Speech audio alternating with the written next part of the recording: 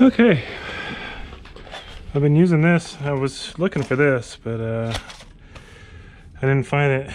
And I just ran back inside and I just saw it sitting there. This one works pretty good.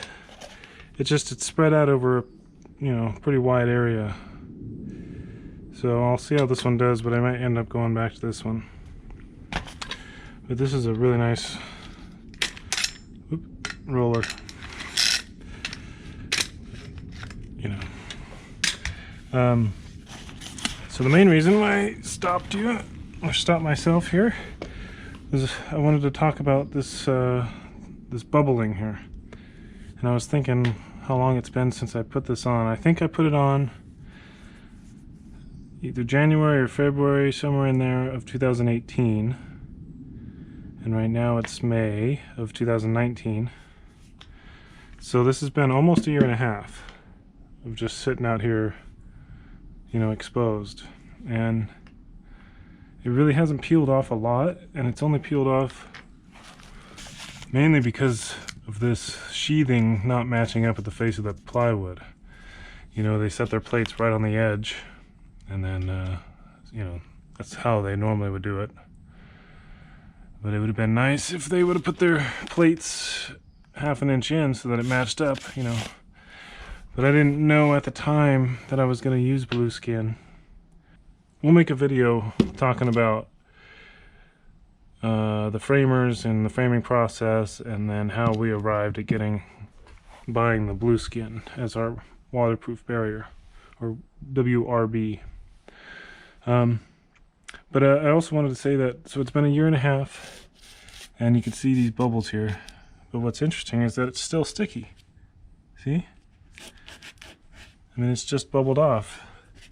It's pretty amazing that the adhesive is still sticky. You know, so like there's a pretty weird defect in the plywood here. But you know, I'm able to go through and roll all this smooth again, and it seems to be holding pretty well. And I just really need it to hold long enough for me to get all my fasteners in, get my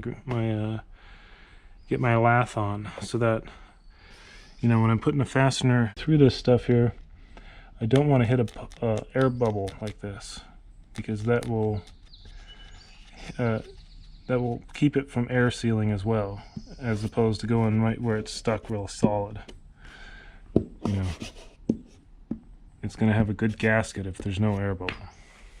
That's not to say that if there is an air bubble and you push through and you have pressure, it will seal itself, but I'd like it to be as adhered as possible before I throw my fasteners in. And like I was saying before, I need to avoid this area, but I need to avoid it anyways, because that's the top of the concrete, and you don't want any concrete fasteners going in so close to the edge. So I'm going to be down here anyways. But yeah, like I was saying earlier, if I would just done a little better job at giving myself more slack here and tucking it up into the corner, I don't think it would have pulled off as much. But I ended up putting pressure on it. I'm trying to push it in there, and then it just, you know, the stretch, or the tension in the fabric, or tension in the material, just pulls it off. So, lesson learned. But at least I was able to see that it didn't affect this edge at all, and it didn't come off, and the air barrier should still be intact. You know, and this area, it's going to have suction forces, you know, mainly. So I think this will end up working out really well over the long term, especially once it's protected and, you know, pinned firmly against the wall. Anyways, back to work.